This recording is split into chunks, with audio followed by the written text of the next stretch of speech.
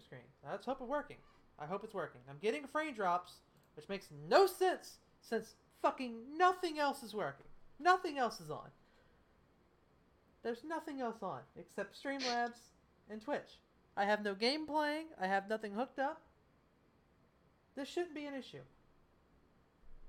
But it's going to be. It's going to be a big issue. When you need a new computer? Oh, I need a new computer bad, fam. I need a new computer bad. I need a new computer bad. How's your credit? I don't want to talk about it. Oh, Lord have mercy. Are we working? We're back on? Okay, good. Well, I thought your credit was getting better. Oh, shit now, man. It's never good. Shit'll never be good. Shit'll be toxic forever. What's going on, everybody? Now we're talking about credit here. What's going on? FreeCreditReport.com. Sorry. Yeah, right. Absolutely. What is going on, everybody? My name is Eric. I'm here with Tom. I hope this is working. I can't tell from my screen. I'm lagging, as expected. That's fantastic. Wonderful. Beautiful. I have nothing here, but, of course, I'm lagging. That's great. Fantastic. Great start. Just going to go to this scene here. Maybe me being a tiny little screen down there won't cause so much issues. What is happening? I don't fucking know. I'm just a little laggy on mine end, it looks like. Oh. But well, that's a damn shame. Yeah, typically is. It's a crying shame, man. But that's okay. That's why we do this, right? That's why we do this live, right? That's why we're doing it live. That way I can watch my fuck-ups happen live. Yeah, so you can't cover them up. Yeah, pretty much. I can't edit these out. But what is going on, everybody? My name is Eric. Welcome to the Team Betrayed podcast down there in the corner. I am here with the always lovable, usually annoying as hell, Tom. Redundancy. Hello. I'm not lovable. Well, stop it. Well, don't patronize me. Someday you will be. I'm gonna do a really quick sound test to make sure I can hear you. Yeah, pretty much. I can't edit these out. I can hear me. What is going on, everybody? My name is Eric. Welcome to the Team Betrayed podcast down there in the corner. Yep. I am here with the always lovable, usually annoying as hell. Yeah, we do have a picture I can see. Well, yes, that's true. I'm not lovable. Okay, yes, I can hear you. I wanted to make sure that I'm on fantastic. I'm on a hella delay, but that's okay. Streamlabs is just all over the place with me, man. I finally got it working. Y'all don't understand what I had to go through to get this working. I have been working on fucking Streamlabs to get window capture to work properly for pretty much an hour, if not more. Yeah, that's been the last hour and a half of my life is getting Streamlabs working. But we're working. We're here. We're live. The Team Betrayed Sports Podcast is live. So for those of you guys that are familiar with this before, we've never done it live. We've never had any type of pictures or anything like that. It's always been a audio podcast. And going forward, these things are probably going to be uploaded. I'm going to try to look on like SoundCloud. This one probably won't be uploaded to SoundCloud. Or it might. I don't know yet.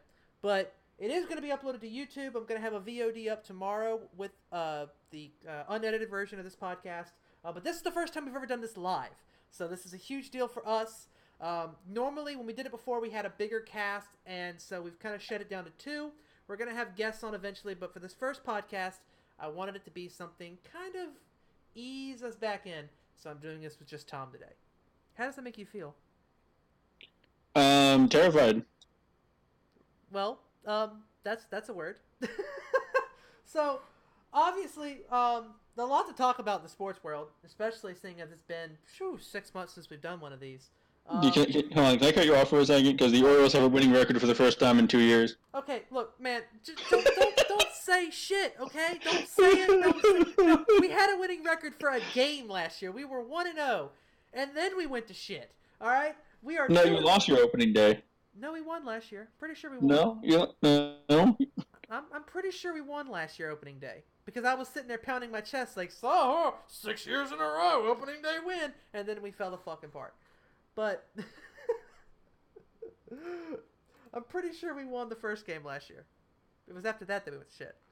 But we lost the first game this year. We beat the Yankees 2-1. John, if you're watching this, how does it feel to be below the Orioles for probably the only time? Oh, dude, your dad's talking mad shit in the chat. Oh, I'm sure he is. My dad's probably going off right now in the chat. But, yeah. But we're not going to talk about that. We're not going to talk about it today. Because if we talk about baseball, it's been 3 days. There's nothing to talk about in baseball. The 162-game season, so who gives a flying shit? Yeah, outside of Bryce Harper. I mean, Bryce Harper and Mike Trout breaking the bank. Manny Machado. But the only thing that matters right now is individual performances. Yeah. It's really early in the season. Yeah. So, who was the Yelich? Yes. Went off today, but we can talk about that later. Yeah, we can talk about that at the end of the podcast. Like stuff like that is what you can talk about right now. Don't bother talking about any playoff implications or postseason implications until at least the end of summer. Yeah, absolutely. Yeah, nothing like that. But it is, it's good talking sports, good starts. But speaking of good starts, let's move to good finishes. To start off this podcast, as you can see on your screen, we're going to be talking about this NCAA bracket here because this has been, I want to say it's been one hell of a tournament, but at the same time, it's been a Sweet 16 onward. It has been one hell of a tournament. Yeah, I guess it's just for me. It's so shocking to me for there not to be any major shockers. No, there's no double-digit seed or lower seed, but there are some surprises which we can break down in just a second here. Yeah, it's just it was really fascinating for me because, I'm looking through here. Maryland beating, it's Liberty beating Mississippi State is really the big one that strikes me from the first round. For those of you guys, I got a bigger one. Well, yeah, there's probably a bigger one. But for those of you guys that didn't know, me and Tom, there's a video up on YouTube when we were going to be doing this last week. It got delayed, but where me and Tom broke down the first two rounds in our predictions, and Liberty was the one that you did not agree with, Tom. Yeah, I didn't expect Liberty to upend Mississippi State like that, but then they got exposed in the second round by Tech. Well, they were up for a while against Tech, but yeah. They were down a lot. They came back, and Tech was like, "Wait a second, we're seed," and then they won. Yeah. Tech was like, "Hey, we're gonna lose to Duke eventually. Come on now." Like I said, and on my memory, I think this has been one of the best Sweet 16s to now, as far as quality of games go. So many storylines, so many individual performances, and really close games, unforgiving rims, ruining chances, last-second tip-ins that we can talk about that play later. Then you know what I'm talking about. I'm still wet. Because everything about that play was amazing, fantastic. You can just tell the influence of the coaches in that play. It was just so disciplined and just so clean. It was amazing, but we can talk about that in a bit when we talk about the greatest games we've seen. I'm sure of the one that you're going to pick. So let's start with biggest upset. Mm-hmm. You want to go first, or should I go first? Should I flip a coin? Oh, Jesus. Well, I'm flipping a coin. Yeah, sure, go ahead. You want heads or tails, bro? We should have picked up when you flipped the coin. I heard you flip the coin. Hey. I didn't flip any coins. Go ahead. Heads or tails? Heads. Heads. Oh, did it land on heads? It is tails. Oh, no, it's tails. Oh, okay. All right. Go ahead. Okay, so it's tails. So I'm going to start. This is going to be extremely biased, and I want you to shut the heck up, Eric, while I'm talking about this. Mm-hmm. Okay? Mm-hmm. Mm-hmm. My biggest upset was Ohio State over Iowa State. Now, hear me out. I'll give it to you. Iowa State was picked to go very, very deep in this tournament by a lot of people. Mm-hmm. They won the Big 12. By me. Now, albeit Texas Tech, the best team in the Big 12 right now, got upended by West Virginia. We'll talk about that later when we talk about the Final Four. But because a lot of people wrote them off because they lost to a flaming dumpster that known as West Virginia. Somehow, I don't know how that happened, but it didn't do anything for Texas Tech's confidence. Or people's confidence in Texas Tech. Obviously, they have plenty of confidence left over based on what they did in the tournament. Mm-hmm. But Ohio State has one play, and that's pass it inside and do a layup. There's hope on the way. They have a top 12 recruit class coming in next year for basketball. Mm-hmm. But this was not the year. Ohio State fans and students, players were just happy to get some tournament experience this season with the abysmal season that they had, and they upended the Big 12 champion. Now, then they got exposed against Houston, which obviously you weren't supposed to be there, which that all makes sense. But the fact that we got to win, and these kids got to win under the belt, Ohio State could be a team to watch next year. Mm-hmm. But yeah, Iowa State. That was one of the first real big bracket busters coming out because people at Iowa State go into like the Elite um, in that bracket because it's a relatively weak bracket that they're in, the North Carolina Kentucky bracket. Mm-hmm. So yeah, well, North Carolina and Kentucky are strong, but everyone else in the bracket is relatively. There's a lot of mid majors in that bracket. Yeah. So yeah, Ohio State over Iowa State was my biggest upset. I think it was just incredible that they were even in that game. You mentioned a lot of mid majors in there. They weren't bad mid majors. Wofford almost beat Kentucky. That was a closer game. You know, I mean, they won by 6, but Wofford almost had them. If Wofford's best player didn't go cold, they would have beaten Kentucky easily. 100%. And I think Auburn beating Kentucky showed that because Auburn wasn't playing with their best player. Or one of the New Mexico State almost beat Auburn, who we know is now in the Final Four. So that's got to feel bad for New Mexico State. Yeah, absolutely. It's just, for me, the biggest upset for me, looking over this, there really isn't a whole lot of them. I can think of a couple. I can think of a couple. You know what? I'm going to go, and even though this is a huge upset, it's one that I actually predicted. I actually have this on my bracket, and that's UC Irvine over Kansas State. A lot of people had Kansas State going up against. Ooh, hello, goodbye. Don't need you ads. UC Irvine. A lot of people had Kansas State going up against UVA. You know what I mean? It was it was a very, very popular pick, and to break it down a little bit, Kansas State was the regular season winner of the Big 12. Yes. Mm-hmm. And they kind of fumbled the ball a little bit in the tournament, but everyone's like, "Oh, they'll be fine." Mm-hmm. Yeah, and it just, you know, I like I said before, UC Irvine and Buffalo were the two highest rated mid majors coming into this tournament. Both of them made moves. Buffalo, where they lost to Texas Tech by 20. That was actually, in my opinion, I was shocked that score was so far. That just shows just how much power Texas Tech had, and of course Texas Tech is currently sitting in the Final Four. I think that's the game where you start to realize, oh crap, Texas Tech could actually do a run here. Well, the game that showed that to me was them beating the piss out of Michigan. I mean, they beat the hell out of Michigan. They almost beat them by 20 points. Michigan that was an awful game by Michigan. Terribly played game. Terribly coached, undisciplined. It was just bad. There was no adjustments to be made during the entire game. It just wasn't it. It was just not a good night for Michigan, but they did kind of curb stomp them, so that's definitely credit due to Texas Tech. But Michigan definitely had some say in what happened. So yeah, no, I agree. It just, you know, but the UC Irvine game was just, I watched that game live, and it was so awesome to see these kids do this. And I thought they would show up better against Oregon, but I mean, you even said it when we did our breakdown in that video, that Oregon was going to end up being a force. That Oregon was going to make a run. I said, yep. And they made a run against UVA. You got to talk about your prediction being right. I want to talk about my prediction being right, because y'all doubted my Ducks. I did. I didn't think they were going to get past Wisconsin. They were the hottest team in basketball, and they went up against the other hottest team in basketball, and UC Irvine beat them by 20. You know, and then they were so close. There were a couple of bad plays in the last 2 minutes away from beating. Yeah. Which is incredible. Pritchard just went cold at the wrong time in that game. Yep, that's accurate. And I Very think unfortunate. Another team that I'm shocked. Again, referring back to the video we shot, I was very, very hypercritical of Oklahoma. Saying that Oklahoma. I want to talk about that too, because you were shit talking them so hard. I shit on them really, yes, you did. Really hard. I went off on Oklahoma, and they proved me wrong. I was thoroughly shocked that they beat Ole Miss, but on the flip side, and ESPN when I was looking down the breakdown, they said that Ole Miss was a Jekyll and Hyde team in this tournament. They were either going to be really good or they were going to fall flat on their face. That was the game they fell flat on their face, and Oklahoma took advantage of it. Couldn't have had another worse time.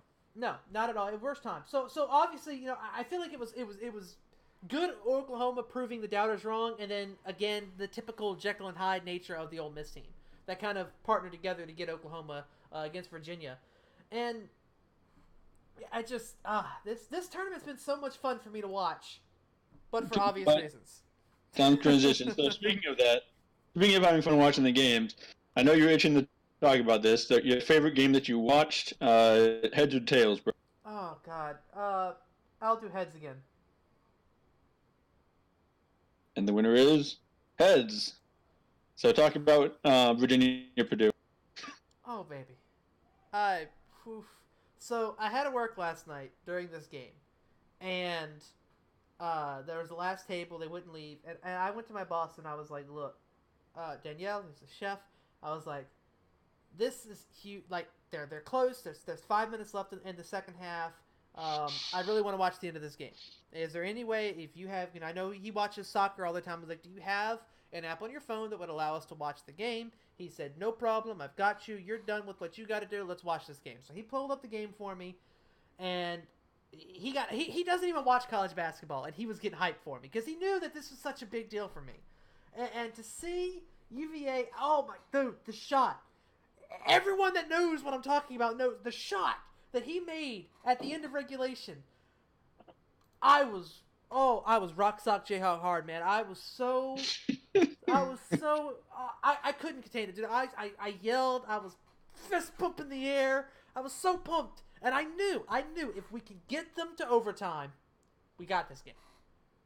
Now we almost didn't get the game still, but I knew if we could get it to overtime, we had a chance.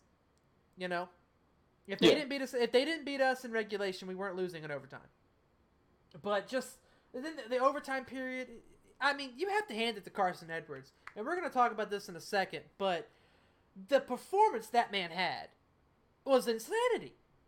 Carson Edwards is player of the tournament for me. We'll talk about that in a second. I mean, just the entire tournament was just his bitch, man. And I'm still salty.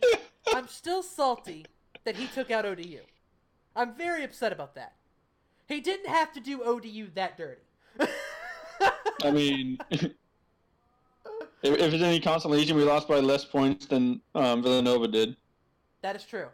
But, I mean, they even said ODU had the defense for it. Old Dominion had a... Yeah, if we could score, we could have made it interesting if we actually could score. But that's beside the point.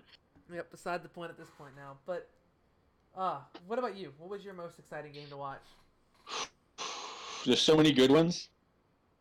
I'm going to go with... Oh, God, there's so many good ones.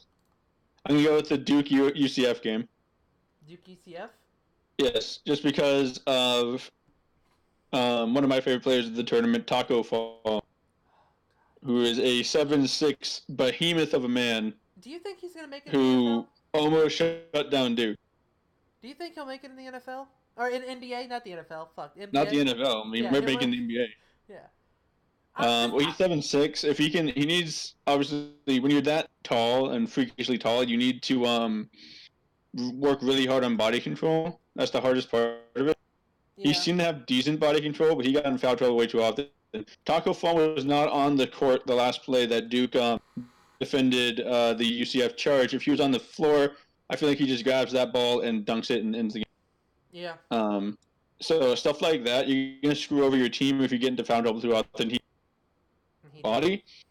And if he doesn't learn how to control his massive body, he's not going to make it in the pros. But heck of a player, heck of a ball game. One of my favorites. I cannot believe UCF came that close to knocking off Duke so early. It's pretty insane, man. Like, I guess a 7'6" player is the way you shut down Zion. But even then, Zion showed up and worked through. He didn't posterize Taco, but he did get around him a few times and draw a lot of fouls from him and got him in some serious foul trouble. And then he wasn't on the floor the last play, so it ended up working in Duke's favor significantly. So Duke has had some great games in this tournament. Mm-hmm. Very good ones. Even really close games. They finally lost to Michigan State. So with that, let's transition and let's talk about the Final Four. Then we'll move into MVPs. Mm-hmm. So Final Four. We got Michigan State, Texas Tech, Virginia, and Auburn. Auburn and Texas Tech have never been to the Final Four in their school's history. These are both schools' first Final Fours. Mm-hmm. So despite all the craziness and the top seed advancing and not a lot of big-time Cinderella stories this tournament, two teams that have never gotten into the Final Four have gotten into the Final Four, despite everything. So the madness always finds a way. Very intriguing matchups here. I'm I know you want to take UVA Auburn, so I'll take Michigan State Texas Tech. Sure. Michigan State turned it on late this season. They stormed through the Big Ten. They just made Michigan their absolute bitch down the stretch. Everyone everyone had Michigan as like the best team out of the Big Ten. They're going to destroy this tournament and all that. And Michigan State is like, not if they can't win their own conference tournament. Right. And Michigan State, I think, beat them twice in the last like few weeks of the season, including the championship game in the Big Ten. Proved that they're still a powerhouse. Coach Izzo is one of the legends for sure. Mm-hmm. It's another team into the Final Four here. What a game against Duke! Very well coached, very well played, and all that. Cassius Winston is making a bid for player of the tournament. He's just such a leader on the court. Really fun watching the kid play. Texas Tech, on the other hand, this team has been really fun to watch. And yes, they beat Gonzaga because Gonzaga's best, most experienced player made a very uncharacteristic mistake and got it teed up at the end there. I don't know if you're watching that game or not. I wasn't able to watch that one, no. Yeah, so one of Gonzaga's players got a really ugly tee, and yeah, it cost them the game because Texas Tech managed to put a gap between themselves and the Bulldogs, and they never recovered from it.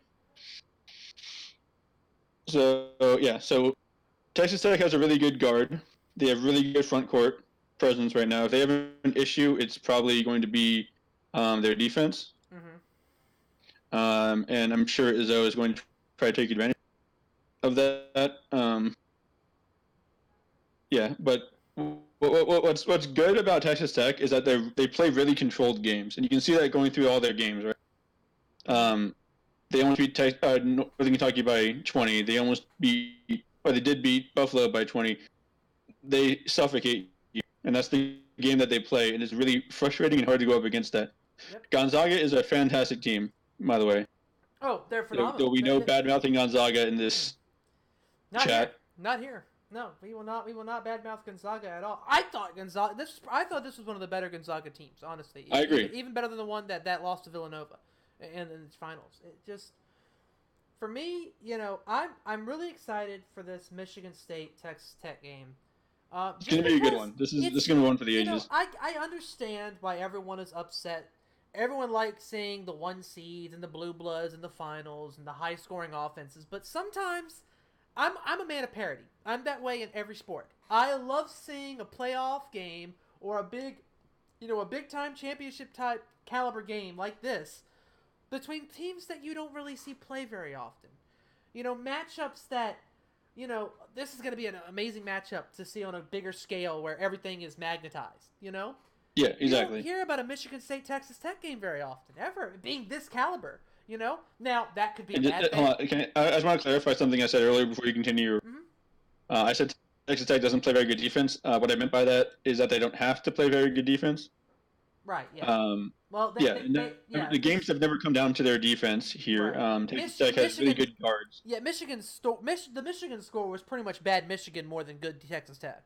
But they suffocate teams, and they're very good at doing that. And if Michigan State's not careful, they get trapped, just like Gonzaga did, just like Michigan did.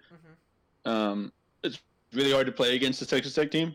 They're very they're very disciplined, and like I said, the defense feeds off the offense, and it just seems like the more energy the offense has, it translates right to the other end. They're a very complete team. Mm-hmm. I like Texas Tech in this matchup, actually. I love Cassius Winston. I think he's one of the best players in the entire tournament. But I believe in this Texas Tech team. They've had a really good run, and Gonzaga is probably one of the best teams in this tournament. I'd say other than UVA, I'd say Gonzaga probably would smoke 3 out of these 4 teams in this Final Four. Yeah. In my opinion. Obviously, they didn't smoke Texas Tech, but on a different day, maybe Yeah. On a day Gonzaga is good, and Texas Tech didn't roll them, but they beat them at their own game, which is incredible to watch.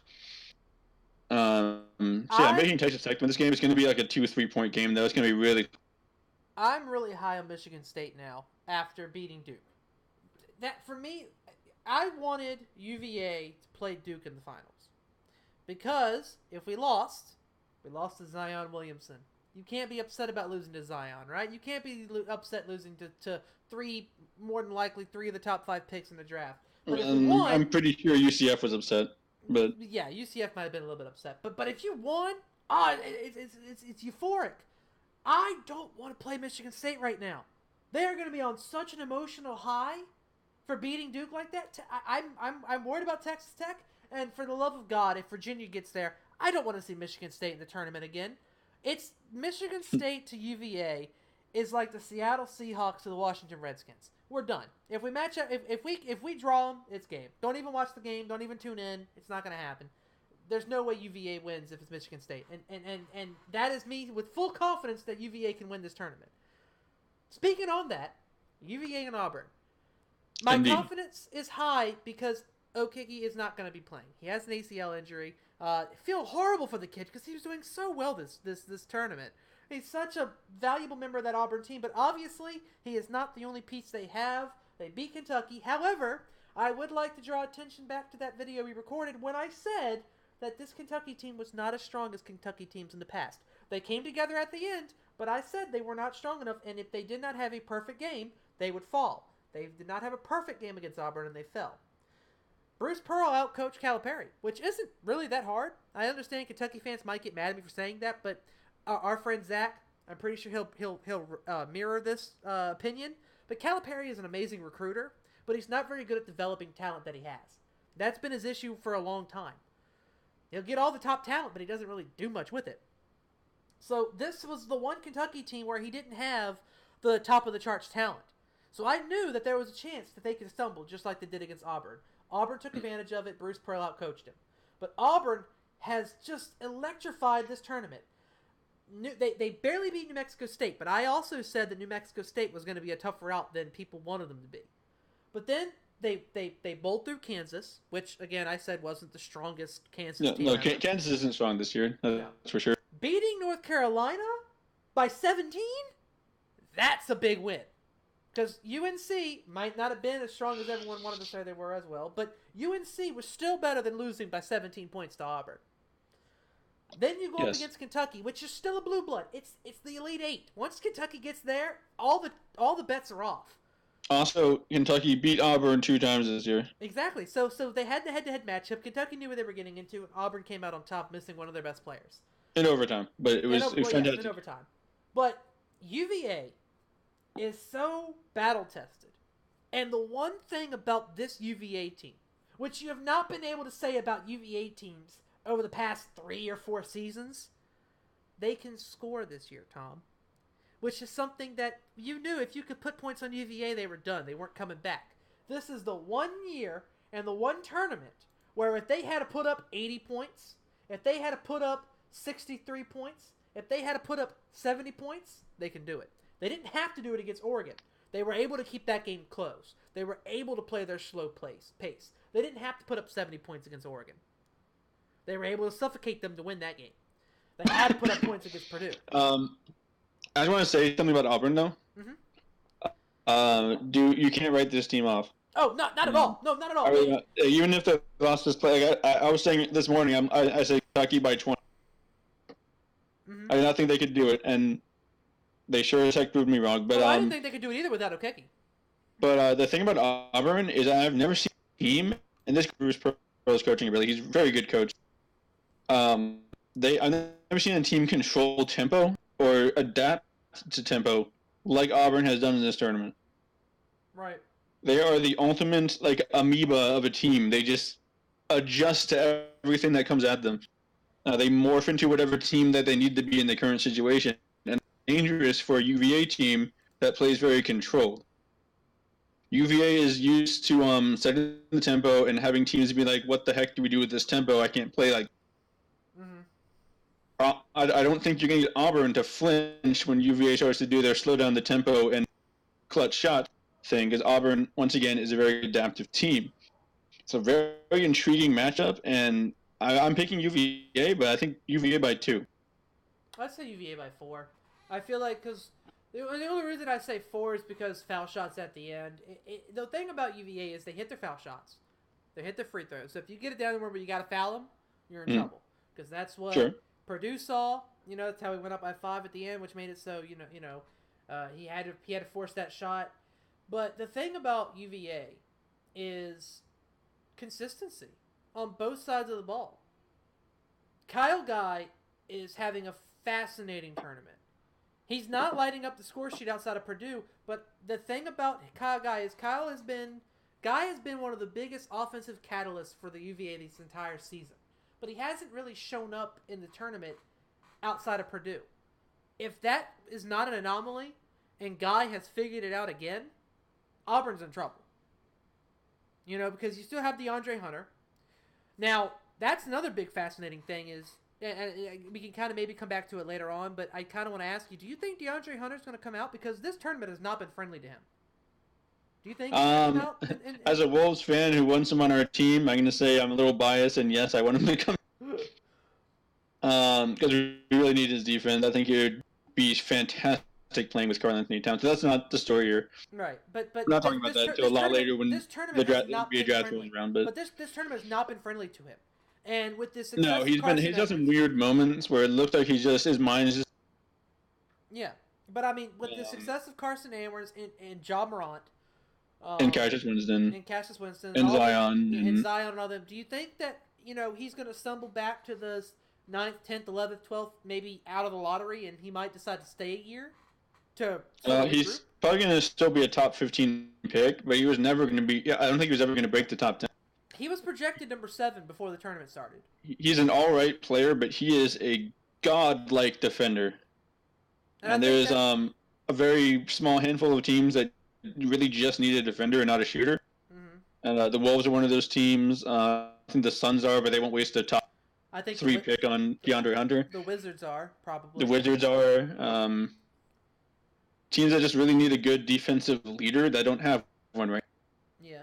So I really do think he'll be great on the Wolves. I really do. Mm-hmm. But once again, we can talk about that when the NBA draft rolls around. Yeah. Once we see who comes out, because I feel like Kyle Guy and DeMontre are probably both going to stay, but we'll have to see. But there is a rumor I heard earlier that Zion has verbally stated that he wants to come back to Duke next year. Do you think not winning the championship this year spearheads that decision? No, he can say what he wants. It would be absolutely foolish for him to not go into the NBA. I'm sorry, but I even think Zach will agree with me on here. I had the Duke fan. It would be if you are the projected number 1 fucking pick, and you don't go in the draft. What do you gain for college? You're not getting paid for college. There is nothing you gain for staying another year in college. Duke education, championship. You can get a Duke, yeah, but you can get a Duke education online. College for someone as Zion Williamson, go get your millions. I don't know, man. I'm saying it could happen. It really could, because Zion seems like the type of guy that would do that. Because so many players like saying, "Shut yourself down for the ACC tournament." Maybe even the entire rest. That foot, the blow out his shoe injury. Everyone was like, "Oh, shut him down!" Train for the NBA draft, pulling Nick Bosa, and he just straight up refused to do that and led Duke on an incredible run here with some great games down the stretch and just barely got edged by Michigan State. It's just incredible, but incredible run for them. And Zion's hungry. I really do think he's hungry. He wants to win a championship. Right, but so I don't know. I give it a 50-50 shot, man. I really do. I don't see why he would. I don't. I don't either. But he just seems like the personality that would come back. I feel like it'd be a risk. What if you get hurt? And I know you don't want to go into it if I get hurt, but it's the truth. You could literally be one of the top NBA players in the next 2 or 3 seasons just off of physical talent alone. Why would you stay another year? I don't know. We'll have to see. Again, if he said that he might, maybe he will. I know for a fact we would see Zach's erection from space if he does. I'm just saying, you have to throw out logic, right? Because he seems like the personality that would do. I know I've said that like 3 times already, but bigger than you think it is. Yeah. He seems like a very humble guy. He likes being at Duke. He loves the school. Seems like a smart kid. I mean, good head on his shoulders. I don't know. I just feel like he might. Yeah, so obviously. But speaking of great players, like Zion Williamson, who is your MVP so far? The MVP, it's Carson Edwards. I want it to be Ja Morant. I really did. I maybe Kyle Guy ends up becoming that guy if he ends up blowing through Auburn in the championship. But for right now, up to this point, so Ja Morant, and I agree with what you just said. I think Carson Edwards has to be the MVP of this whole tournament. Scored more points than anyone ever in the NCAA tournament, and didn't even make the Final Four. Mm-hmm. That's just incredible. What a kid! And I hope he gets drafted by someone who'll be the next Steph Curry of the league. I guarantee you.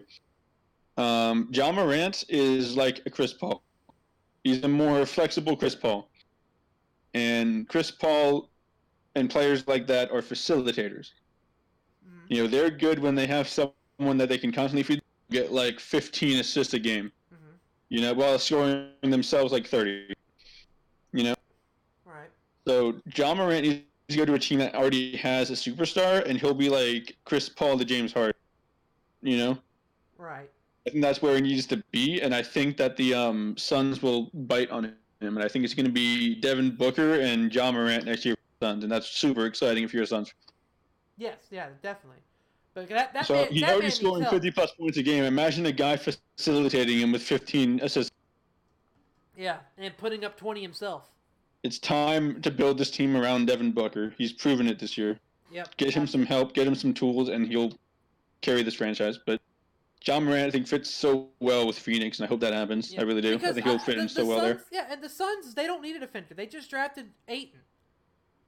Yeah, from Arizona. So they don't need a big center. Defender. Exactly. And I saw Zach tweeted something earlier today where it said that Zion played his best game at the 5, which is the center position. He's like, I mean, where else are you going to put him? Power forward? No. Hey, he's officially listed as a power forward. He's not going to make a power forward in the NBA, though. Probably not. I mean, I think Karl-Anthony Towns was listed as a power forward. Yeah, but yeah. He's officially listed as a center, but he's kind of like a power forward. And the big man's evolving in the NBA, but that's not a discussion for another day. We can spend hours talking about that. Yeah, but, you know, for me, I think the Suns would be better off going with Ja Morant, or Ja Morant would probably be the best fit for the Suns. But I feel like if they pick too early, they might take a swing on Carson Edwards. But I don't think they need a scorer like that. Who do you think would need a scorer? That would be down Sacramento, maybe. The Kings. The Knicks. The Knicks are probably going to go with. Need a scorer. Sacramento needs a second scorer next to Buddy Hield, in my opinion. Yeah. Dallas doesn't really need a scorer. The Hawks. Just kind of an amalgamation of people that might do well during the game. The Hawks are a conglomeration of people that are like they got no guarantees. They've got no they need someone who can become a superstar. I love example, you know Giannis is going to go off. You know James Harden is going to go off. You know Devin Booker at this point is going to go off. You know Cat's going to go off. Yep. There's guarantees in this league. The Hawks don't have any guarantees. No one. They don't have a person. It's like, that's nice. He had a great game. Yeah. You won't do that tomorrow night, but he had a good game. Yeah. And yet, you know, you could try to predicate it on every single person eating a different night, but that's no way to build a successful season. They need someone who can either need someone who can guarantee that someone can go off every night, like a Ja Morant. I think Ja Morant could go to the Hawks as well, because imagine someone who could guarantee you that you're going to have someone go off. A facilitator that could guarantee you that Trae Young is going to have 40-plus points. Yep. For example. And he's capable of that. He's a little small, but he's still very young. He's capable of doing that. But he needs help. He needs a facilitator. He doesn't have one right now. Right. The Bulls need a scorer. Although Zach LaVine's kind of obliging that role this season. I just don't think he's enough. Yeah, but Zach LaVine is you got to watch his knees. You got to watch his minutes. You can't. I just think they could use a secondary player that could be like take some attention off Zach LaVine, and he can become like a more driving Steph Curry. Does that make sense? Yeah, that makes sense. Makes sense. But we got off on a tangent right there. Yeah, which is expected for these things, man. We're live. But speaking of the NBA. Yeah, speaking of the NBA, LeBron James is not going to make the playoffs this year. First time. I don't know the exact date. It's been a long time. As long as I can remember watching sports, I just always remember LeBron James in the playoffs. It's been a staple. He's always carried a team. I always remember LeBron James in the finals. I mean, we need a stats bot to check on this stuff. But shit, dude, I don't even know. I think I think Zach's drowning himself in sorrows right now. Otherwise, I think he'd be here. But it's just crazy. It's gonna be weird. I don't think. And the question I pose to you, Mr. Nomad. Yes, sir. Hi. I am Mr. Nomad. Is this going to be bad for A, viewership, and B, excitement in the playoffs? Especially in the Eastern Conference and the Western Conference. I fucking hate this viewership argument because I know where you're coming from, because people are saying that about the Final Four and the championship round. Without Duke, it's going to be bad for ratings. Without Duke, I mean, it is. Yes, but I'm sorry. I'm in the who gives a damn camp, but they're right. They make a point. I mean, yeah, but a lot of people wanted to see who was going to beat Duke. Yes, watching Zion on the big stage, but come on now, like, are you really going to tell me that you're not excited about two teams that have never been there before finally having their chance, a coach that's been trying to get there and Bennett, a blue blood like Michigan State? Forget all that. You have Giannis Antetokounmpo, I think I said that right, That's not bad. He could very well be in the fucking finals. That is the next LeBron James, and you can mark that down. Giannis Antetokounmpo, I fucked that one up, definitely. Just say Giannis. Please just say Giannis. He is going to be the next LeBron. Hold on. I'm gonna change this really quickly. He is going to be the next LeBron James. Giannis is going to be the next LeBron James. Mark that down.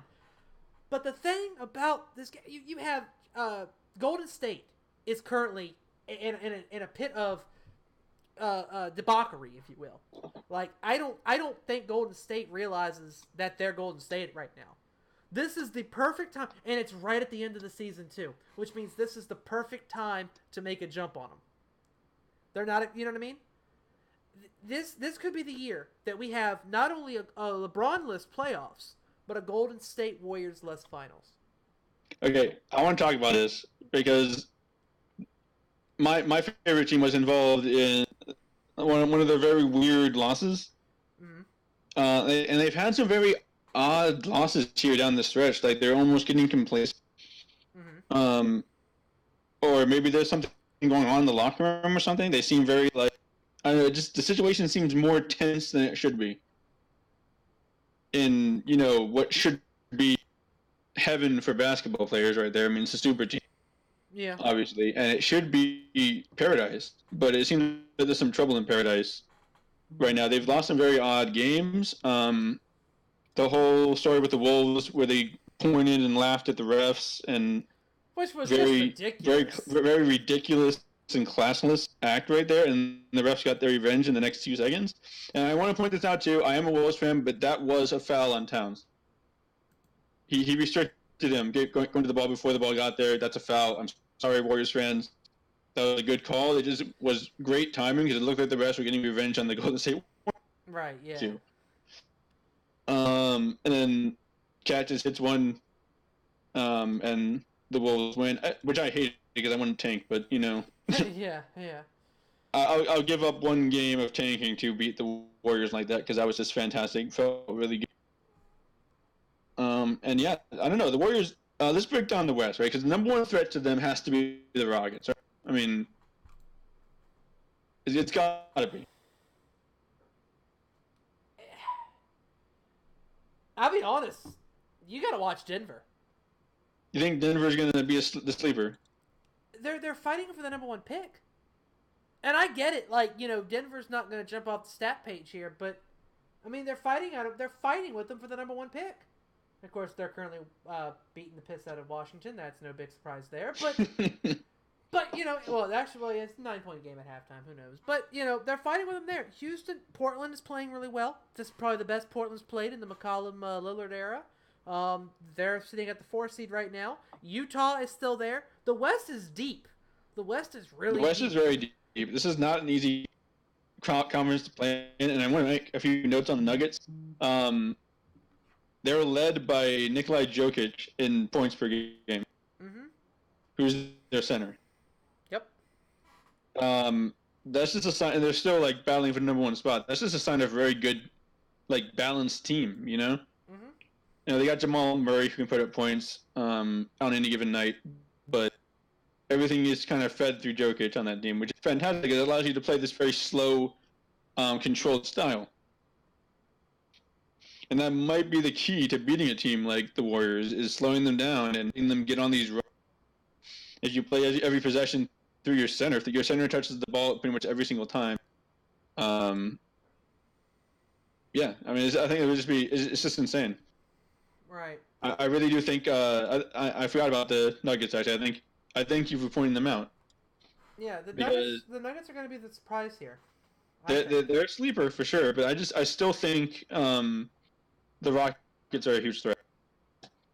James Harden is playing literally out of his skull right now. And he's got help. He's not alone on this team right now.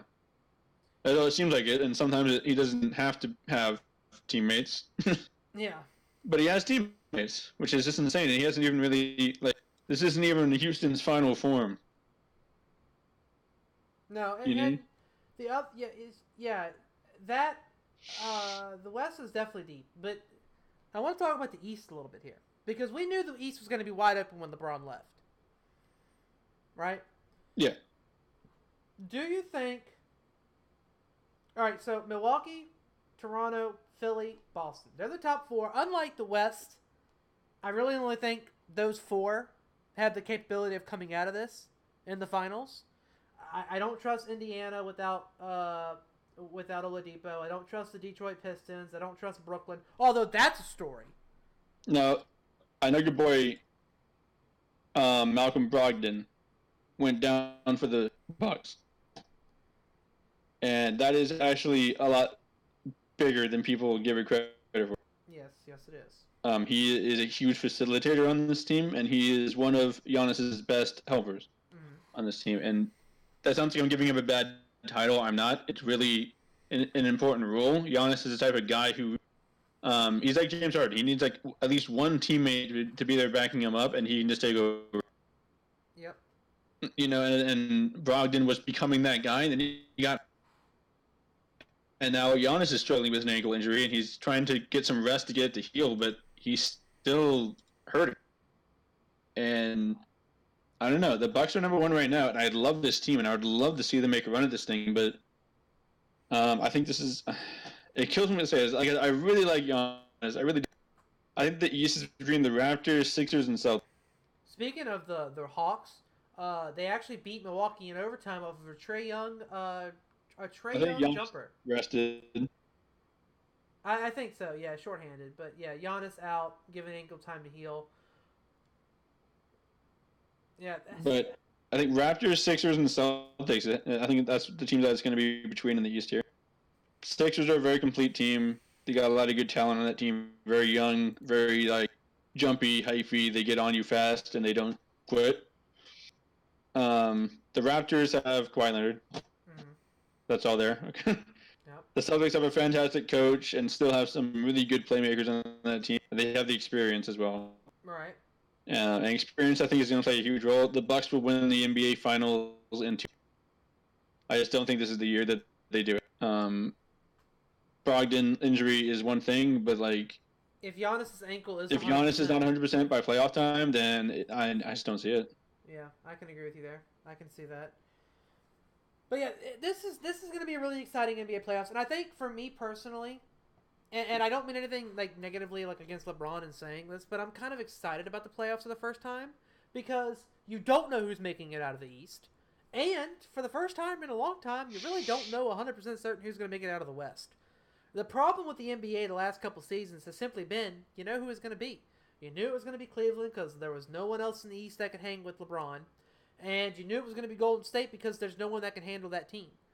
LeBron's not in the East anymore, and of course, unfortunately, he's missing the playoffs, which is kind of unfortunate because LeBron's playoffs feels like it didn't really happen. But this is the year that I think Golden State is the weakest, or most vulnerable, if you will, not weakest, but most vulnerable. No, at their weakest over the last few years. Yeah, but this is an exciting playoffs coming up, I think. And that's coming from a guy who unfortunately has no horse in the race this year, because my team sucks. The NFL free agency has kind of cooled off in the last couple of weeks here, but what a hot start to NFL free agency this season. More so than anything else, like any other year. It was exciting. There were deals left and right. Insane stuff happening. The Giants are just in full tank mode for no reason. Yeah, I don't know what the hell the Giants are doing. I want to talk about 3 deals. And limit it to 3 deals. I want you to talk about them and then go give me a grade for each team. Or give me a grade for the team if it's a free agent pickup, grade for both teams if it's a trade. Okay? Okay. Then I'll go back and do the same thing. So the first one, you probably know what's coming. Odell Beckham Jr. to the Browns. The Giants got Jabril Peppers, who is relatively unproven. He's a but he's not really proven anything. A number 17 overall pick, which is pretty nice. So they have 2 first-rounders now. And then the number 95 overall pick, which once again gives them a relatively decent middle of the pack draft pick there. So, yeah, great for the Browns, great for the Giants. Go. The Browns are an easy B+. I think the Browns definitely got stronger. I think the Browns, they gave Baker Mayfield the one thing he didn't have, and that is a true number 1. You know, they already had a decent wide receiving core, a very underrated wide receiving core in my opinion, but now you have a true number 1, and Odell Beckham Jr. He wasn't happy in New York. He was not happy on a losing team. I think that's caused his play to suffer. Now he's on a losing team, but a team that's definitely trending way higher than the Giants are right now. I don't even think the Giants are going to be good this year. You know, they're going to take another year or 2 to finally get back on their feet again. He's now on a team that is trending upwards. He's now on a team that needs him, that wants to utilize him. This is perfect for Odell. It's going to fit with the Browns. The only reason I don't give him an A is because his performances lately have not been stellar. So he's going to have to kind of prove to not only myself, but most ESPN analysts in general, and NFL fans in general, that he isn't a one-hand wonder, if you will. If he can do that, this grade is an A+ easily for the Browns. The Giants, I'm going to give him a B- here. Jabril Peppers could very well become a dominant safety, but you ended up letting the safety that could pair him and help him better. He went to the Redskins, Landon Collins. So you put a rookie back there with no strong leadership or veteran presence in the backfield with him. So what do you think he's going to do? He's just going to have to hope he develops himself, or the coaches can develop him. They put Jabril Peppers in a negative situation by taking Landon Collins, or well, not keeping Landon Collins there with him. But the 17th overall pick is what they need. They need draft picks, so you get a positive rating there, B- because it's hard to say what Jabril Peppers is going to end up being. Okay, pretty surprising you gave him a decent grade there for the Giants, but I think the 17 overall pick is the big thing for me. It is nice, and I'll get to that in a second. But like I said, the Browns' grade is an A. The Browns needed a second presence. Baker Mayfield proved last year that he is a wizard in the pocket. He can get the ball to these talented wide receivers. You have Jarvis Landry and Odell Beckham on the same team. They're buddies. They've been along. I think they'll sync up very well with each other. And that's just a deadly duo for a guy like Baker Mayfield, who is just the biggest hype man I've ever seen come out of college in a long time. He's just a guy who just walked into the building and said, the Browns aren't losing anymore. And so it was. I don't know why I apologize for that, guys. I don't know why my ad blocker wasn't on. I was trying to figure out why these ads were all popping up. My ad blocker got turned off. I don't know what the hell happened there. Continue. You hear I said that? Yeah, I heard what you said. So, so he has these two great wide receivers now. He has a very good tight end, good running game, and he's got Kareem Hunt as well. That's another move that we're not going to talk about today, but that's another move that happened. That's a question mark move for me, but if he's eligible to play, where did the Browns come from? I think this was the glue move that they needed to put the pieces together, and I'm going to give the Browns an A here. Great move. Mm-hmm. Giants, I'll give you a C-, and that's only because you got the number 17 overall pick. I don't like Jabril Peppers. I don't think he's good. I think he's a very physical safety, but he's nowhere near the level Landon Collins was when they let him for absolutely no reason. Right. And I don't think, and like, Gettleman said we didn't sign Odell to trade him, and then 2 weeks later he trades him. Yeah. So there's clearly some dysfunction going on there. The Giants are a dumpster fire. That's pretty much what Gettleman hates re-signing safeties. He let Apple go midway through the season. Now he let Landon Collins go. Now he's in complete rework mode for once again no reason for his safeties. He's just doing these moves that just are baffling to me. And I'm not saying that as a Redskins fan. I'm saying that as a fan of football. These moves are just baffling to me. I'm not going to hate on the Saquon Barkley draft that they did, because it's just like, where did it gain you? You have an aging Eli Manning. He's not getting any younger. He's not getting any better. He's getting worse. I mean, it's getting to the point now where you circle the Giants game as a win. You have possibly the future best back in the NFL. Bravo. But what do you have around him?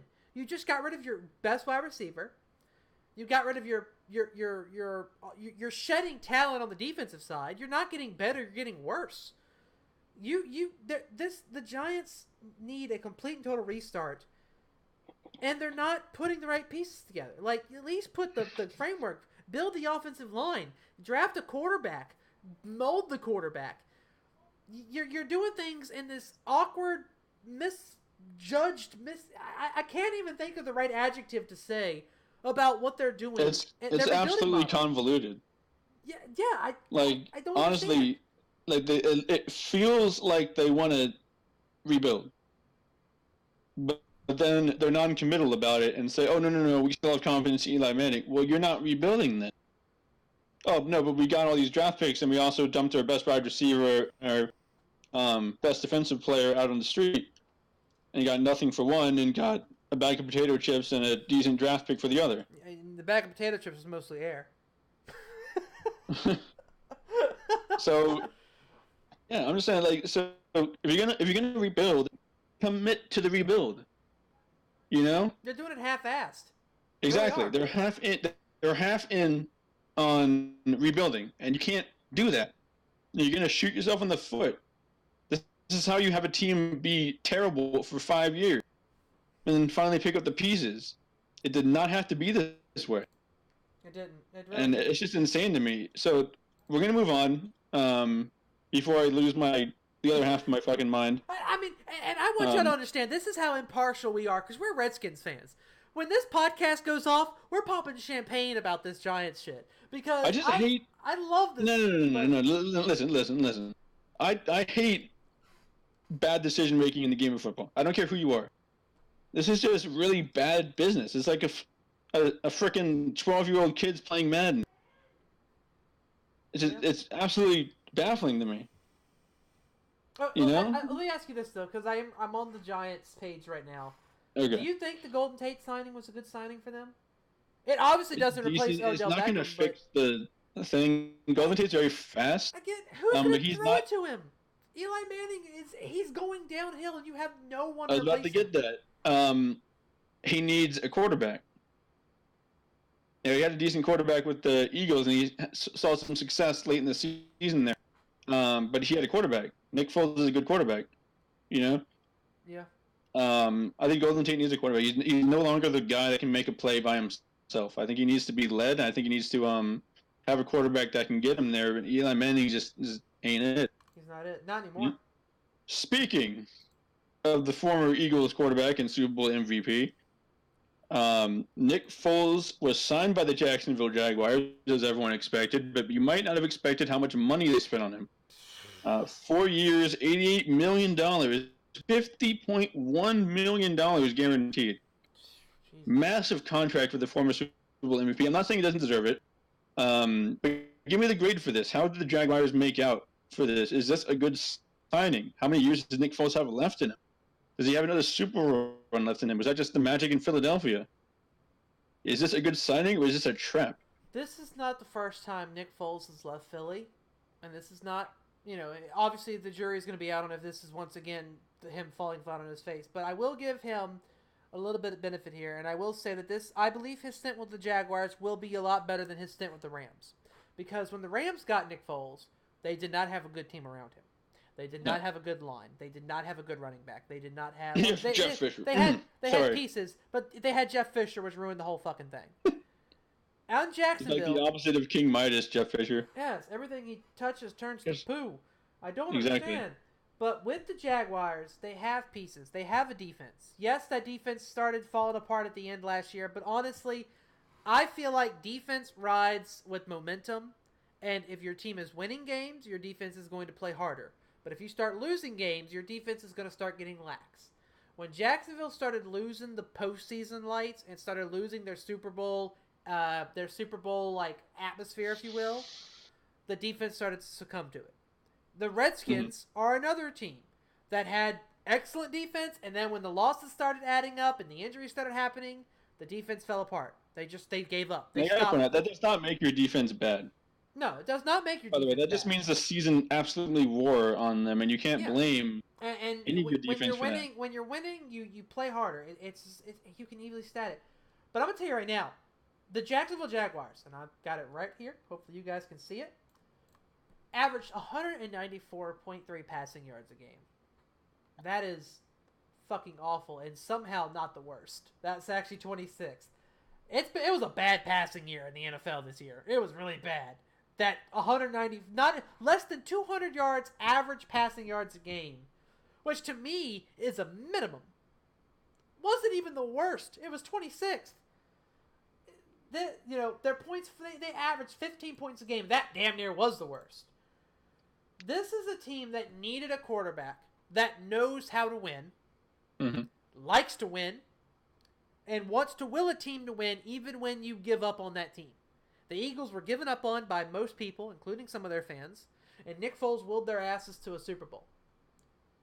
Tried to do it twice. Nick Foles is an excellent signing. I'm going to give them a B-. And the only reason for that is because of the money.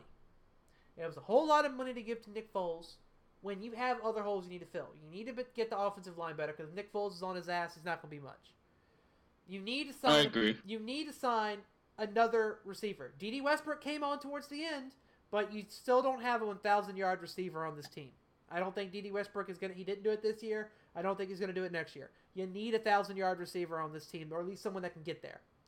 You don't have that. Maybe that's Blake Bortles. Maybe Blake Bortles is the reason Dede Westbrook isn't a 1,000-yard receiver. That could be a possibility. Nick Foles might alleviate that. But we haven't seen it yet. So that's why it's a B-. I'm going to give this grade a C, and that's average. I think this is an average move. He's a great player. He definitely makes some mistakes. He's not perfect, but he was good enough to know the Patriots, who everyone just wrote off the Eagles. And like you said, Nick Foles had the tenacity and the heart to push through that and not give up on his team, not give up on himself, and he pushed his team to the Super Bowl and through the Super Bowl and won that MVP. He's a great player, great dude, but the money is just the issue here, in my opinion. That's a lot of money, $88 million over 4 years, going towards a guy who is relatively unproven in the regular season, turns it on come playoff time, but once again, that just may have been the team. I'm just not sure. This is a dark horse kind of move. Obviously, it had to happen with Blake Bortles not being there anymore. They have some consistency now in their quarterback play, so maybe that'll help the defense get back to where they were when they almost made the Super Bowl.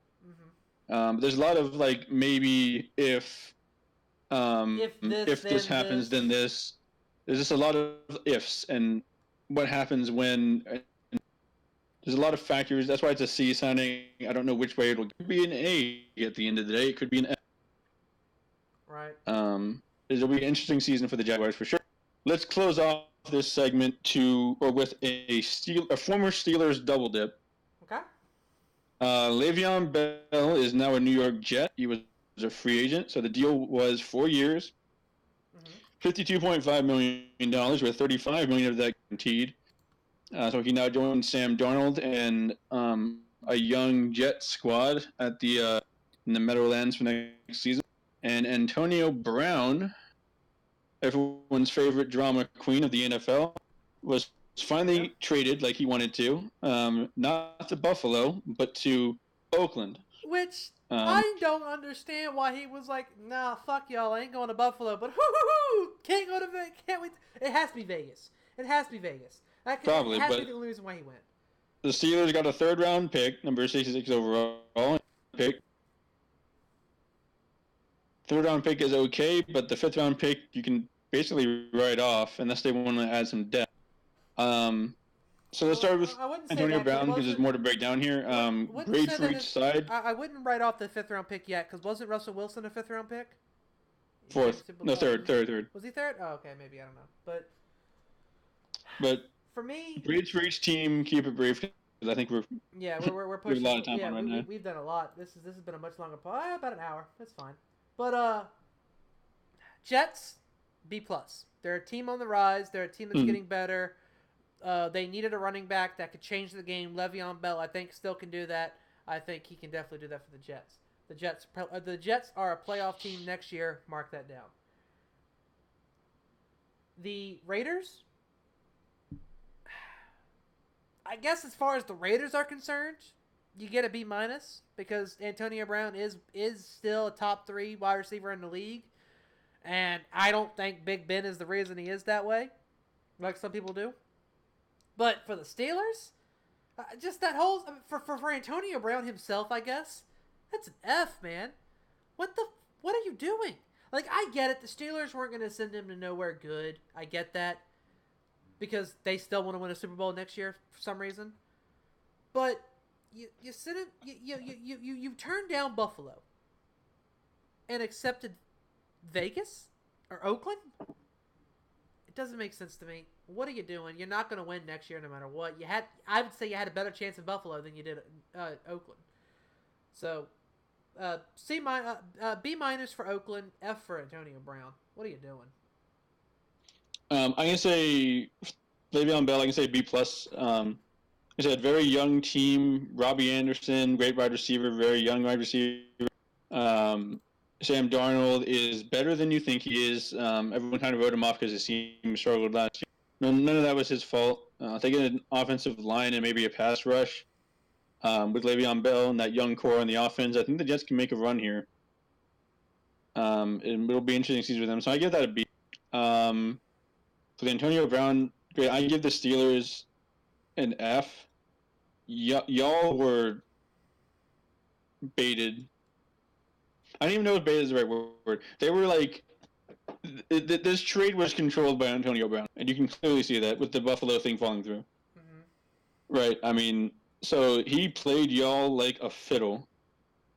You get a 3rd round pick as the best thing you got for what is possibly the best wide receiver in the league, besides DeAndre Hopkins and Julio Jones, maybe. And you get a 3rd round draft pick for him. Yeah. That's it. When the Oakland Raiders have 3 first round draft picks, you can get them to give up one of those for the best wide receiver, one of the best wide receivers in the NFL. Yeah. It's really bad trade. I don't know what the front office was doing here, what they were thinking. Maybe they just Brown, and I'm starting to think that's it. So I'm going to give the Steelers an F. The Raiders get an A- from me. I'm not going to give them an A because Antonio Brown, all that drama, but John Gruden's always been decent at him. So I think he can control him. Now that if he's happy, if he keeps him happy, there's not going to be any drama that he needs to worry about, and you just get a really good to replace Amari Cooper, and he's probably better than Amari Cooper. Yeah. So A- for the Raiders and solid F for the Steelers. That's accurate. I agree with you. You will get no arguments from me there. That is definitely true for me. I don't know. The whole Steelers situation with both of them I think you are living in a fantasy world if you believe that the Steelers are now better than they were last year, losing Antonio Brown and not getting Le'Veon Bell back. James Conner is good. And they weren't that good last year. Then they weren't that good last year. James Conner is good, but he's no Le'Veon Bell. Le'Veon Bell is a game changer, and you let him go. It doesn't make sense to me. And Steelers fans, I get it. You want to live in Cloud 9, but it's time to face reality. You're not making the playoffs next year unless you have one hell of a draft. This season might be rough. This season could be unless rough. They have one hell of a draft, but we'll see. And it's not just that. It's you have Baltimore that is on the rise. You have the Browns that are definitely on the rise. And then you have the Bengals, who, if they stay healthy, they could be good, but they can't stay healthy anymore. So, the Bengals are a huge question mark for me. But, anyway, that is a lot. The NFL coaches. Yes. I want to talk about something. Finished doing their meetings, and the owners and all that, they finished their meetings for the recently here, and all these rule changes that got proposed. There are some proposed, one of which came to fruition on a 1-year trial period, and that is now that pass interference calls can be reviewed and challenged just like any normal play, and no calls can also be reviewed.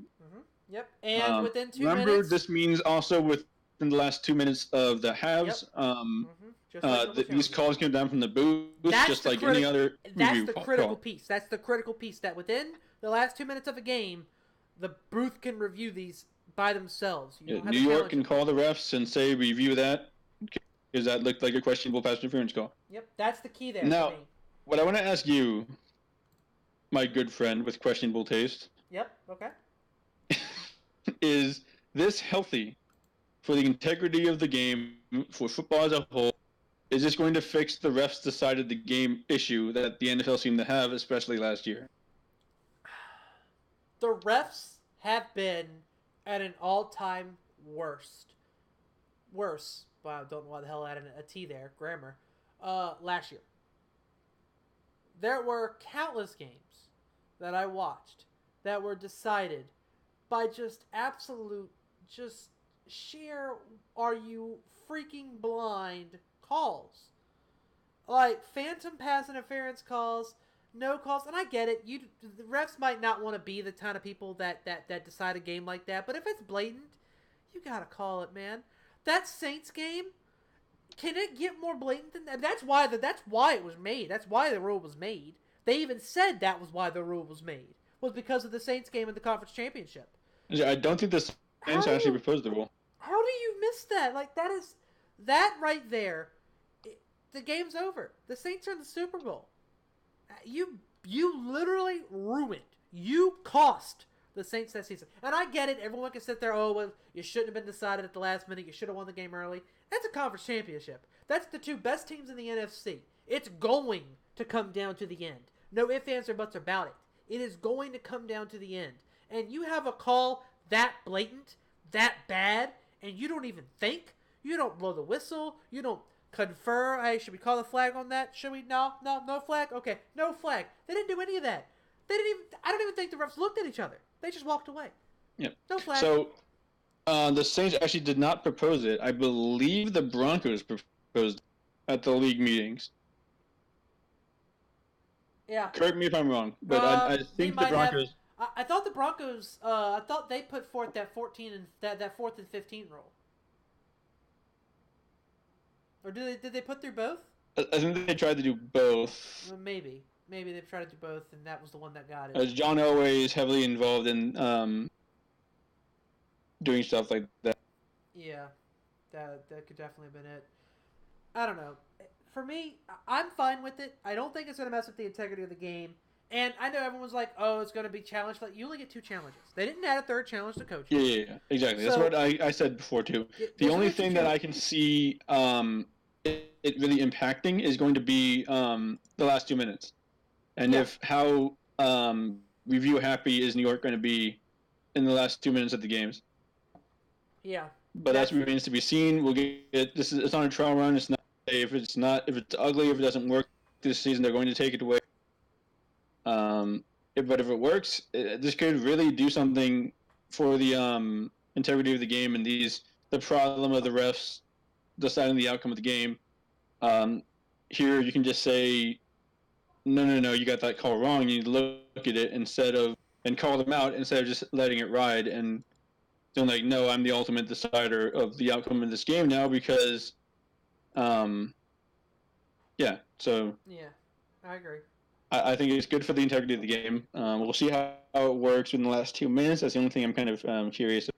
Yeah. Same. And by the way, I'm going to be really petty here and say that the Redskins would have beaten the Texans and been 7-3, 10 games into the season if Josh Doctson was called. Yeah, but I don't think was interfered with, and we would have had the ball on the 5-yard line.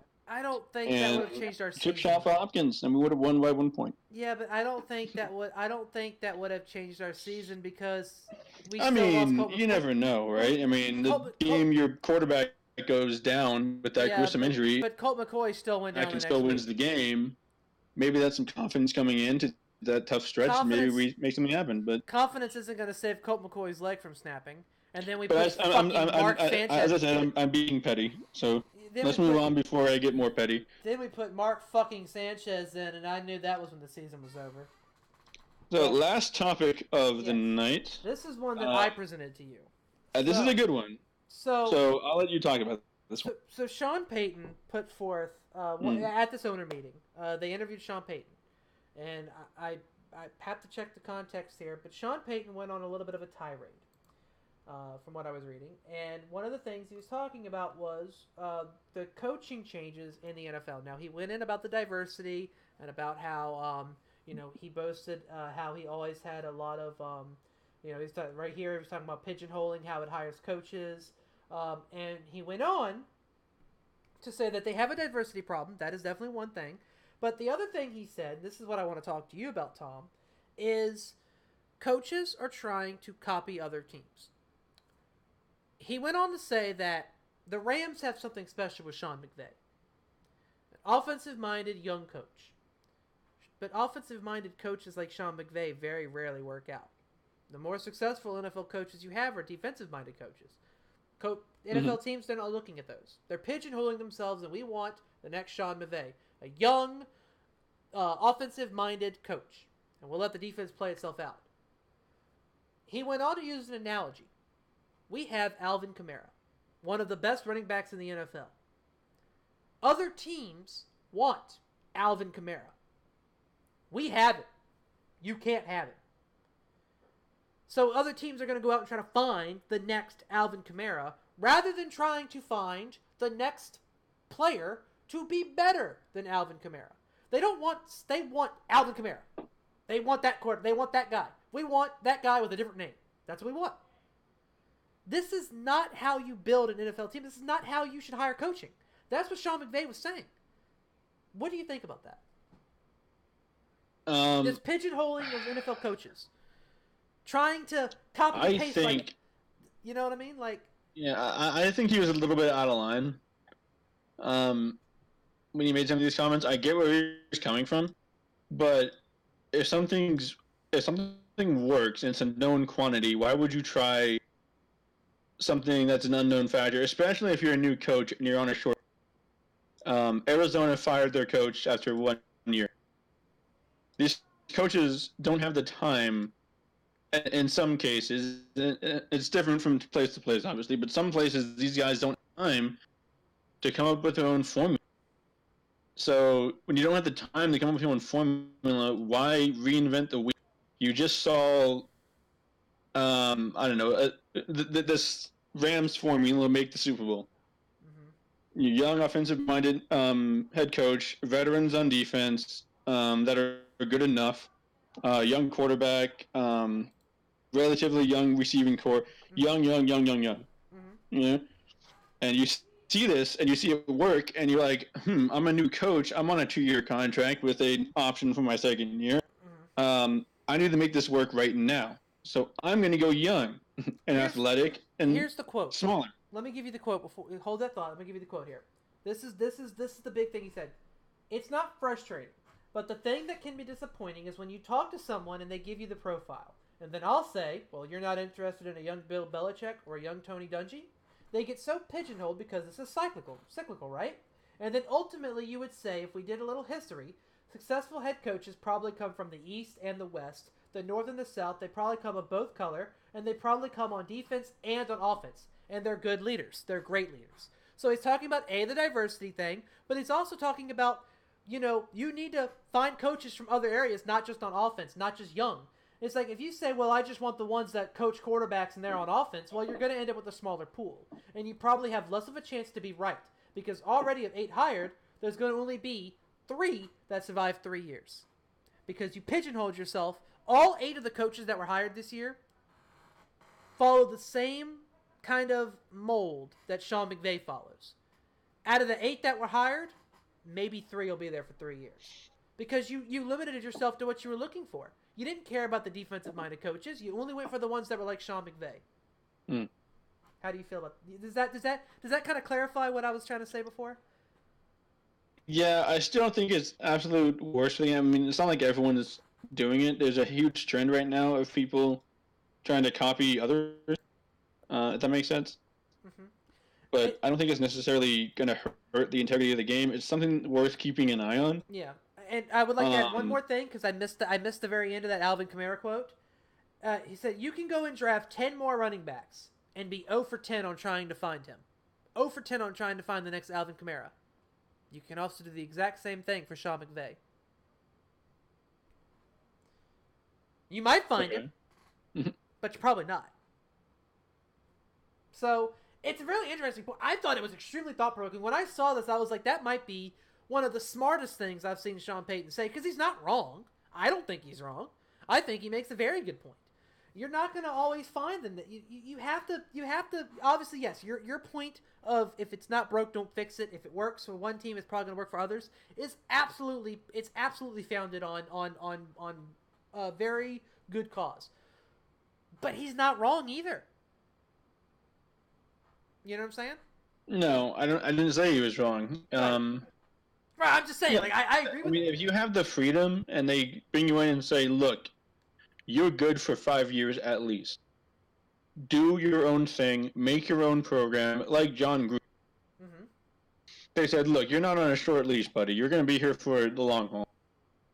Build us a team that will succeed in Las Vegas and build us a team that's going to be successful. We trust you to build your own thing and not copy anyone else. You're going to make John Gruden's Raiders, not the Las Vegas Rams. Right. You know? There's just a lack of confidence and a desire to win now, I believe, is taking over the league. And I don't think that's right, because teams that try to win now, quote unquote, and this has become such a saturated thing now, this whole win now thing, you know? Yeah, but it's like there's no more building the next year. It's a buzzword these days. Yeah, we want to win now, and you know, it's kind of like teams something... that are just not set up to win now, or saying like, yeah, we're going to win now. No, you're not. You're not going to drop everything and rebuild, like the Giants, for example. Mm-hmm. You're not in a win now situation. You're in a fix it and come back in 2 years situation. Yeah. I mean, you can make vast strides and possibly sneak into the wild card next year. Because the NFL is like that. You can go from worst to first. All it takes is a couple pieces and an overachieving season by your defense or your offense. Maybe, you know, like, for example, maybe the Jaguars' defense isn't all that good. Maybe they just had an overachieving year last year or 2 years ago, right? But I think it's a commentary on the fan bases. Mm-hmm. I'm not bad-mouthing any fans of any teams, but everyone is in this instant gratification mindset. Mm-hmm. That why can't we win the Super Bowl next year? Why didn't we win the Super Bowl last year? I am tired of waiting. I want a win right now. Right me out. And that's a lot of fan bases' mindsets. So when the teams are getting pressured by these mindless hordes of fans, they're like, they're pressured. They feel pressured, and they do stuff like Gettleman's doing right now, which is trying to make this team able to win next year while not fully committing to this rebuild, and it's just blowing up in his face. And like John Gruden, and I like where the Raiders are headed, actually, because they're like, all right, John, here's the steering wheel. We trust you. Build your team. Build us a roster, and we'll see you in the Super Bowl in 5 years. Yep. You know. Yep. And he's like, okay, I'll make my own team. I'll build it on. This is gonna be John. This is gonna be John Gruden. 2019 onwards Raiders. This is that kind of team. You know, that's the team. This is not the 2003 Raiders. This is not the like I said, Las Vegas Rams or the Las Vegas Saints. You know, this is the Las Vegas Raiders. This is John Gruden's Las Vegas Raiders, and I'm going to build this team how I see fit. I think more teams need to be doing that and have the patience and wherewithal to wait for coaches to build their own rosters. If you truly trust a guy enough to give him millions of dollars a year to coach your team. You know, there's too much distrust and there's too much. Oh, yeah. Hey, welcome to your new position, new head coach. Win right now. And there's already fans. Fired. There's already fans trying to get calling for John Gruden to get fired. There's already Raider fans that are like, and that's absolutely pathetic. Like, you gotta trust the man. Stop it. He's there for 10 years for a reason. The Raiders knew they weren't winning the Super Bowl this year, so why spend all this money? Get rid of him. Get what you can. Build the team. 5 years, you're in a Super Bowl.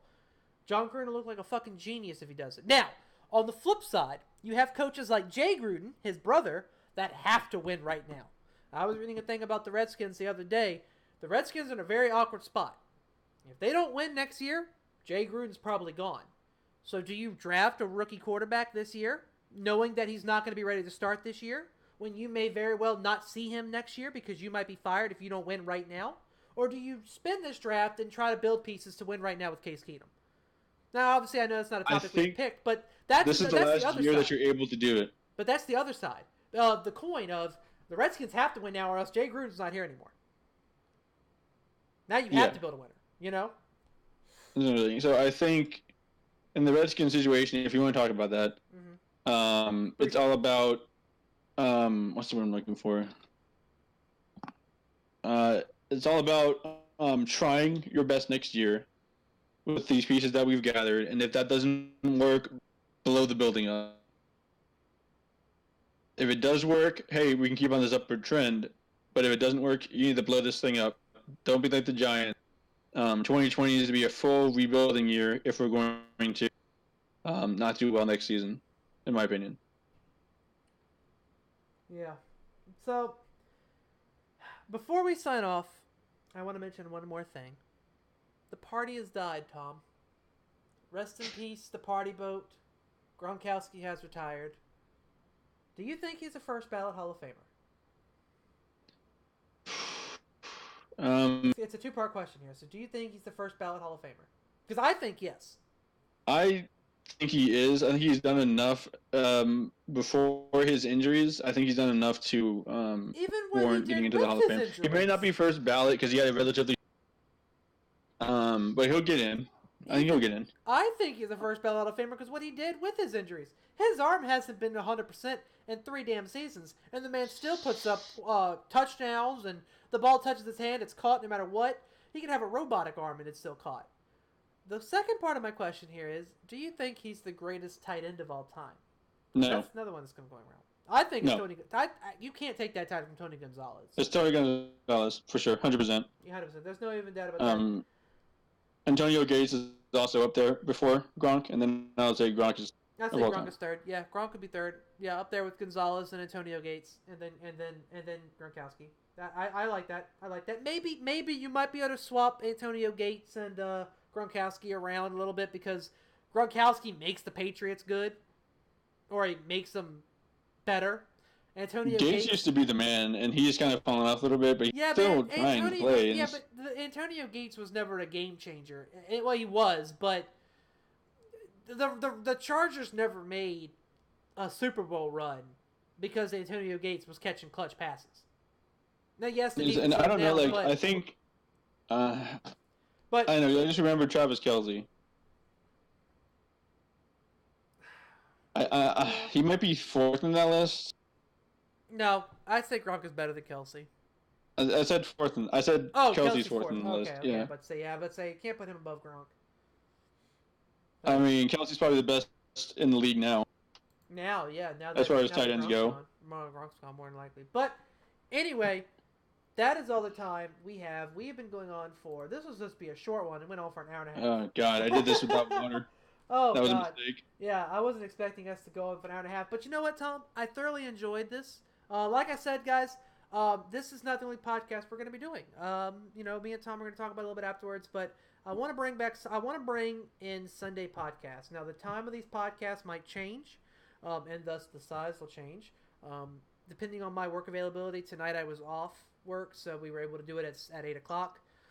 If I have to work, it might not be till 10, but my plan is to do 2 sports podcasts a month, and in between those 2 sports podcasts is going to be a gaming podcast. We used to do one a while back called the Loot Box Podcast. I want to bring that back, featuring. Might rename it, but we'll see. We might rename it. Featuring me, you, and Brandon, my cousin Brandon, if he's available. That was a really good podcast, I thought, between the 3 of us. And I will also, me and Tom are going to talk more about it, about doing sort of maybe a slice of life podcast or just a casual conversation podcast, just because I always thought me and Tom always had really good chemistry with the camera and really good chemistry with commentary and banter. And I think... Yeah, sorry to interrupt. Mm-hmm. But what I was thinking was maybe like a moral situation, ethical kind of podcast. Yeah, that could be something like fun. We pose like a very morality bending question, and really fun. And even if it's not morality, even if it's not necessarily morality bending, I don't know how many of you guys that are watching the VOD or lurking live right now have seen Rhett and Link's Ear Biscuit podcast. If you haven't, Tom, I would definitely recommend maybe listening to a couple of them, because that's kind of the style I was thinking of doing. That podcast was in a sort of an Ear Biscuits-esque style, obviously not copying them, but in a similar way where we talk casually and then we have like an overlying question that we're going to hit on in the later half. But that's something me and Tom will talk about and iron out the details of. Obviously, this is the first podcast, so next podcast, next Sunday, I'm going to get with Brandon and Tom about doing the gaming podcast. Then we'll be back with the sports podcast, which means we have 4 weeks to figure out what we're going to do with that extra one. So plenty of time to figure that out. I do want to let you guys know, if you check down below, if you're watching the VOD on Twitch or if you're watching or lurking, I see we have a couple lurkers here. If you check down below, you can see my Twitter, my merch, which is going to be getting updated eventually, my YouTube, and also my schedule. My tentative schedule is Sunday nights. It's going to be podcast night. If you're watching the VOD upload of this on YouTube, that is going to be on Mondays. So if you guys are watching this went up on Monday, which will be tomorrow. Tuesday, Wednesday, and Friday are my tentative stream dates. I might stream an additional day if I'm off, like a Monday or a Friday or a Thursday or something like that. I'll stream that day instead. But hopefully my uploads will be getting back to Monday, Wednesday, and Friday on YouTube. So this will be the Monday slot going forward. But check me out there. If you guys are watching this on YouTube, the links to my Twitch will be down below. Please check me out, guys. I would love to see you guys live when I go live. Thank you to everyone that popped by. I saw Yemi was here a while ago. I think Christina was here a little while ago. Thank you so much for popping in. James, even though you decided to drop a bullshit message, thank you, James, for being here. I love you. Thank you for supporting. Justin popped in a little while ago. I think he shared the podcast on Twitter. Thank you so much for that. And for those of you guys that are watching the VOD on either Twitch or YouTube, comment down below some stories you want to hear. Send it to me on Twitter. DM me on Twitter. My DMs are open. Probably shouldn't say that one, but hey, they are. So they're open. My DMs are always open. My DMs and legs are open for you, friends. Whoa. Whoa, wow, yeah. Whoops. Demonetized. Okay. But again, yes. For the record, my DMs are not open. Yes, Tom's DMs. Follow. You know what? Tom? I'm not even posting it yet. There's no one here. I'm posting Tom's link down below too. Fucking follow this man on Twitter. He doesn't do shit there, but boost his confidence. He's a single lonely fuck. He doesn't have any friends outside of me. So send him some love. Oh, okay. I'm the only friend you need, buddy. I'm not even sure if I exist or not. Anyway, thank you guys so much for being here. Thank you, Tom, for being here as well. Oh yeah, sure, man. It was good. Absolutely. We hope you guys enjoyed it. Tell me tell me about the setup. Do you like the setup? Do you like our little logo? Do you like the fact that I had the stuff on the screen the entire time? This was something that I worked for an hour to get this to work right. So I would love to see what you guys think. Outside of that, we'll see you guys next time. Bye-bye. Thanks for watching, guys. Peace.